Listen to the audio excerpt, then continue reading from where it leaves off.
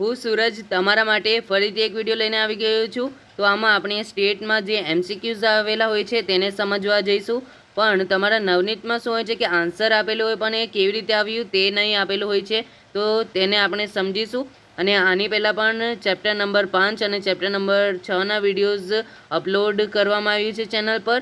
દ્વિતીય પરીક્ષા માટે હતું એ, તો એ વાર્ષિક પરીક્ષામાં પણ કામ આવશે, તો એ વિડીયોઝને પણ તમે જોઈ શકો છો। ડિસ્ક્રિપ્શન બોક્સમાં એની લિંક છે। જો તમે નવા છો તો અમારા ચેનલ વિશે જાણી લો। આ ચેનલ પર સ્વાધ્યાય સોલ્યુશન અને પરીક્ષાના તૈયારીને રિલેટેડ વિડીયો મૂકવામાં આવે છે અને મૂકવામાં આવશે, તો આ ચેનલને સબસ્ક્રાઇબ ન કરી હોય તો કરી લો। ચેપ્ટર 2ના એમસીક્યુઝ જોઈએ। પહેલું છે કે નીચેના પૈકી કયો ચલ અસતત છે? તો આમાં જવાબ આવશે ઓપ્શન ડી, કુટુંબ દીઠ બાળકની સંખ્યા અસતત છે। કારણ કે સતત એટલે જે વર્ગના રીતે જેને કોષ્ટકમાં દર્શાવી શકાય તે આવશે સતત। તો આને વર્ગના રીતે, આને વર્ગના રીતે, આને પણ વર્ગના રીતે દર્શાવી શકાય, પણ જે કુટુંબ દીઠ બાળકની સંખ્યા તેને વર્ગના હિસાબે નહીં, તેને તો 0, 1, 2 અને 3 આવી રીતે। તો 0 જ્યાં બાળકીની સંખ્યા હોય તો ત્યાં કેટલા કુટુંબ એવા છે? તો અહીંયા 15, અહીંયા 20, અહીંયા 15, અહીંયા 10 એવી રીતે લખી શકાય છે। અને પણ અહીંયા જોઈ શકો છો કે અહીંયા આ કિંમત છે 0, 1, 2, 3, અહીંયા વર્ગના રીતે નથી કે 0 થી 1, 1 થી 2 આવી રીતે નથી, એટલે એ અસતત છે। હવે આપણે બીજું એમસીક્યુ જોઈએ। નીચેના પૈકી કયું સતત ચલ છે? તો આમાં એ પણ નહીં આવશે, બી પણ નહીં આવશે, સી પણ નહીં આવશે, કારણ કે તેને કોષ્ટકની રીતે દર્શાવીએ તો વર્ગ એમાં નહીં આવશે, વર્ગ રીતે નહીં દર્શાવી શકીએ। જે ડી છે વ્યક્તિની માસિક આવક તેને દર્શાવી શકીએ, જેવી રીતે કે અહીંયા 10,000 આપણે લખીએ, 10,000 થી 20,000, અને અહીંયા લખીએ 20,000 થી 30,000। તો અહીંયા વર્ગના રીતે આપણે અહીંયા દર્શાવ્યું, તો આ થયું વર્ગ। અને આ બાજુ કેટલા કર્મચારીઓ એવા છે? તો એમાં શું આવશે? કેટલા કર્મચારીઓ એવા છે? તો અહીંયા જેવી રીતે કે 2 કર્મચારીઓ છે, અહીંયા 3 કર્મચારીઓ, એટલે 2 કર્મચારીઓ છે જે 10,000 થી 20,000ની અંદર કમાવે છે, અને 3 કર્મચારીઓ એવા છે જે 20,000 થી 30,000ની અંદર કમાવે છે। તો આવી રીતે વર્ગના રીતે આવશે, એટલે આનો જવાબ આવશે ઓપ્શન ડી। હવે આપણે ત્રીજો એમસીક્યુ જોઈએ। વસ્તુની દૈનિક માંગ વિશે આપેલ અવર્ગીકૃત માહિતીને વર્ગીકૃત કરવાની રીતને શું કહે છે? તો એનો જવાબ આવશે સંખ્યાત્મક માહિતીનું વર્ગીકરણ। કારણ કે માંગને સંખ્યાના દ્વારે સમજાવી શકાય છે, સંખ્યાના હિસાબે, પરંતુ ગુણાત્મક રીતે નહીં દર્શાવી શકાય, એટલે એમાં આવશે ઓપ્શન બી। આપણે ચોથો સવાલ જોઈએ। કોઈ એક વિસ્તારમાં રહેતા લોકોના વ્યવસાય અને તેમના અભ્યાસ વિશે આપેલ માહિતીને વર્ગીકૃત કરવાની રીતને શું કહે છે? તો આપણને ખબર છે કે વ્યવસાયના આધારે, અભ્યાસના આધારે તેને દર્શાવવું હોય, તો વર્ગીકૃત કરવું હોય તો તેને કોષ્ટકના રીતે વર્ગીકૃત કરી શકાય છે, એટલે કે આવશે ઓપ્શન એ, કોષ્ટક રચનાની રીતે, અને આ 3 આવશે નહીં। હવે આપણે પાંચમો સવાલ જોઈએ। સતત આવૃત્તિ વિતરણમાં વર્ગની વર્ગ લંબાઈ એટલે શું? તો એમાં આવશે ઓપ્શન સી, વર્ગની ઉર્ધ્વ સીમા બિંદુ અને અધર સીમા બિંદુઓ વચ્ચેનો તફાવત। તો કેવી રીતે એ આવે? તો તમે એને તમારા ચોપડીમાં જોશો તો ચેપ્ટર નંબર 2 જ્યાં પૂરું થાય છે ત્યાં આપેલ છે વર્ગ લંબાઈ બરાબર માહિતીનો વિસ્તારના છેદમાં વર્ગોની સંખ્યા, આવી રીતે આપેલ છે। તો એવી રીતે વર્ગ લંબાઈ આપણે શોધી શકીએ, પણ જો વર્ગવાળી પહેલાંથી જ આપી દીધેલું હોય કોષ્ટક, એના પછી વર્ગ લંબાઈ શોધવું હોય તો કેવી રીતે શોધી શકાય? તો આ એનું સૂત્ર છે, એટલે કે આપણને શું કરવાનું? ઉર્ધ્વ સીમા બિંદુ માઇનસ અધર સીમા બિંદુ એટલે વર્ગ લંબાઈ મળશે। આપણે છઠ્ઠો સવાલ જોઈએ। કોઈ એક અવર્ગીકૃત માહિતીનો વિસ્તાર 55 છે અને તેને 6 સમાન વર્ગ લંબાઈવાળા વર્ગોમાં વિભાજિત કરવાની હોય, તો વર્ગ લંબાઈ કેટલી થાય? તો આપણે અત્યારે જ એની પહેલાં સૂત્ર આપણે જોયું કે સી બરાબર માહિતીનો વિસ્તારના છેદમાં વર્ગોની સંખ્યા। તો માહિતીનો વિસ્તાર અહીંયા 55 આપેલ છે અને 6 સમાન વર્ગ આપેલ છે, અહીંયા જોઈ શકો છો તમે। તો આનું ભાગાકાર કરીએ આપણે તો આપણને મળશે 9.17 આટલું આવે છે. તો અહીંયા આપણે જોઈએ કે 9.17 છે.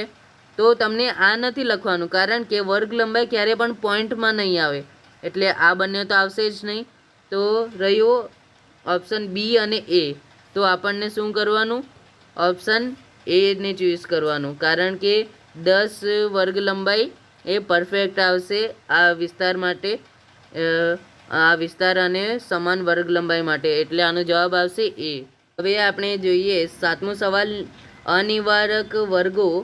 અને તો આ વર્ગો આપેલા છે, તો બીજા વર્ગની નિવારક સીમાઓ શોધો. નિવારક એટલે આની છેલ્લી સંખ્યા અને આની પહેલી સંખ્યા સેમ જ હોવી જોઈએ, અને આ બંનેની સંખ્યા સેમ જ હોવી જોઈએ, આની છેલ્લી અને આની પહેલી. તો એના માટે આપણને શું કરવું પડે? નિવારકમાં ઉમેરવા માટે તો આ બંનેનો સરવાળો કરવાનું, જે રકમ આવે એને ભાગ્યા 2 કરવાનું, તો આવશે 19.75. તો અહીંયા 19.75 ક્યાં છે? પહેલાં તો અહીંયા છે, એટલે આ એનો જવાબ આવશે. અને એના પછી પણ આપણે જોઈ લઈએ, એટલે આ બંનેનો સરવાળો 29.5 અને આપણે કરીએ 30નો સરવાળો, પછી કરીએ ભાગાકાર 2, તો આવશે 29.5, એટલે ઓપ્શન બી આવશે આનો જવાબ. 8મો સવાલ જોઈએ, એક અસતત ચલની કિંમતો 0, 1, 2, 3, 4 માટેની આવૃત્તિઓ અનુક્રમે 2, 4, 6, 8, 14 છે. તો ચલની કિંમત 2 ને અનુરૂપથી વધુ સંચય આવૃત્તિ કેટલી થાય? તો તેને સમજવા માટે તમે અહીંયા એક સ્ક્રીનશોટ ઉપર જોઈ શકો છો કે એક્સમાં લખેલ છે 0, 1, 2, 3, 4, જે અહીંયા આપેલ હતું એ જ. પછી આવૃત્તિમાં એટલે કે એફમાં લખેલ છે 2, 4, 6, 8 ને 14, અને ટોટલ થાય છે એનું કુલ 34, એ પણ લખેલ છે. પછી સીએફ શોધેલું છે, થી વધુવાળું સીએફ, એટલે સૌથી પહેલાં તો જે ટોટલ હતું એને ઉપર લખવાનું, કારણ કે વધુવાળું છે એટલે થી ઓછું હોય તો 2 લખવાનું, પણ અહીંયાથી વધુ છે એટલે 34 લખવાનું. પછી માઇનસ, અહીંયા તમે જોઈ શકો છો કે પહેલાં છે 2, એટલે 2 માઇનસ કરવાનું, એટલે આવશે 32. 32માંથી માઇનસ કરવાનું 4, તો 4 માઇનસ કરીએ તો આવશે 28. તો તમે જોઈ શકો કે 2ની સામે શું આવ્યું? 28 આવ્યું, એટલે એનો જવાબ ઓપ્શન એ 28 આવશે. હવે આપણે 9મો સવાલ જોઈએ, સતત ચલ માટે વર્ગો 0 થી 9 અને 10 થી 19, 20 થી 29, 30 થી 39 છે, અને તેને આવૃત્તિ અનુક્રમે 10, 20, 40, 10 છે. તો સીમા બિંદુ 29.5 ને અનુરૂપથી ઓછી સંચયી આવૃત્તિ કેટલી થાય? તો આના જેવો જ 8મા જેવો જ છે આ પણ સવાલ, પણ આમાં શું છે કે થી વધુ આમાં હતું 8મામાં, તો આમાં છે થી ઓછું. પણ આને ગણવાનું તો એવી જ રીતે, ખાલી સીએફ તમને અલગ રીતે શોધવાનું, અને તમને જવાબ કોમેન્ટ બોક્સમાં જાતે ગણીને આ કરવાનું છે, અને એનો જવાબ શું આવે કોમેન્ટ બોક્સમાં લખવાનું છે. તમને જોઈએ તમે સાચું લખો છો કે નહીં. એક સતત માહિતીના વર્ગો આ મુજબ તમે જોઈ શકો છો, આ આપેલ છે. તો બીજા વર્ગની અધર સીમા બિંદુ કેટલી થાય? તો આમાં આપણે જોઈએ બીજો વર્ગ કયો છે, તો આ છે 2 થી 2.95. તો આમાં શું આપણને શોધવાનું છે? અધર સીમા બિંદુ. અધર સીમા બિંદુ એટલે અહીંયા 2 છે, તો આ 2ની જગ્યાએ આને આપણને શું કરવાનું? નિવારકમાં ફેરવીને શોધવાનું છે અધર સીમા બિંદુ કેટલું આવે. તો આપણે પહેલાં પણ જોઈ ગયા હતા કે આવા જ એક સવાલમાં, તો 1.95 પ્લસ 2 કરવાનું છે અને ભાગ્યા 2 કરવાનું, એટલે શું આવશે? આ બંનેનો સરવાળો ભાગ્યા 2, એટલે આવશે 1.975. તો આનો જવાબ આવશે ઓપ્શન ડી 1.975. અને તમારા ચોપડીમાં પાછળ આપેલ છે ઓપ્શન એ આપેલ છે, પણ આમાં ઓપ્શન ડી જવાબ આવશે, એમાં કંઈ પ્રિન્ટિંગમાં મિસ્ટેક હશે. હવે આપણે 11મો સવાલ જોઈએ, આકૃતિઓ માટે નીચેના પૈકી કયા વિધાનો સાચા છે? તો પહેલું જોઈએ વિધાન 1 છે, વિશાળ અને જટિલ માહિતીને સરળ અને આકર્ષક રીતે રજૂ કરવાની રીત એટલે આકૃતિ. આ તો સાચી જ વાત છે કે સરળ અને જટિલ જે એટલે કે જટિલ જે હોય એને સરળ રીતે આકૃતિ દ્વારા ને દર્શાવી શકાય. ને બીજું વિધાન છે, માહિતીના મુખ્ય લક્ષણો આપોઆપ સ્પષ્ટ બને તે રીતે રજૂઆત એટલે આકૃતિ. આ પણ સાચી જ વાત છે. અને ત્રીજું વિધાન છે માહિતીનો તુલનાત્મક અભ્યાસ સ્પષ્ટ કરતી રજૂઆત એટલે આકૃતિ. એટલે આ પણ સાચી છે, કારણ કે તુલનાત્મક રીતે અભ્યાસ કરવો હોય તો આકૃતિ સરળ પડે છે એના માટે. તો આમાં જવાબ શું આવશે?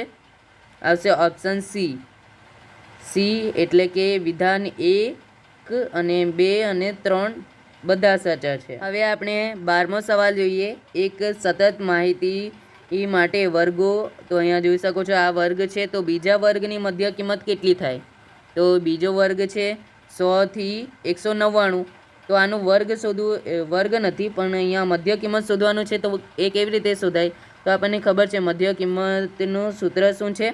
એનું સૂત્ર છે કે અધર સીમા પ્લસ ઉધ્વ સીમા ભાગ્યા 2. એટલે આપણને શું કરવાનું? 100 પ્લસ 199 જે અહીંયા બીજો વર્ગ છે એ, અને એના છેદમાં કરવાનું છે 2. આ આપણે કરીશું તો આનો જવાબ કેટલું મળશે આપણને? આનો જવાબ આપણને મળશે 149.5. આ જવાબ આવશે. એટલે આનો જવાબ આવશે ઓપ્શન નંબર એ. 13મો સવાલ જોઈએ. કોઈ એક કંપનીમાં કામ કરતા કર્મચારીનો દરજ્જો જાતિ અને વૈવાહિક દરજ્જો દર્શાવતા કોષ્ટકને શું કહેવાય? આમાં જોઈ શકો છો તમે કે કર્મચારીઓનો દરજ્જો, પછી જાતિ અને વૈવાહિક દરજ્જો પણ, એટલે 3 વસ્તુ આમાં છે. એટલે આ તો જટિલ વર્ગીકરણ કહેવાય. એટલે આમાં આવશે ઓપ્શન સી. હવે આપણે 14મો સવાલ જોઈએ. વર્ગીકૃત માહિતીને પેટા માહિતીની રજૂઆત માટે કઈ આકૃતિ ઉપયોગી છે? તો આપણને ખબર છે કે એનો જવાબ આવશે વિભાજિત સ્તંભાકૃતિ. એટલે ઓપ્શન બી આવશે. એટલે એને શું પેટા માહિતીમાં પણ રજૂઆત માટે એ ઉપયોગી છે. એટલે 15મો સવાલ જોઈએ. વર્ગીકૃત માહિતીઓની પેટા માહિતીની સરખામણી માટે કઈ આકૃતિ ઉપયોગી બને છે? તો એનો જવાબ આવશે ઓપ્શન બી વૃત્તાંશ આકૃતિ.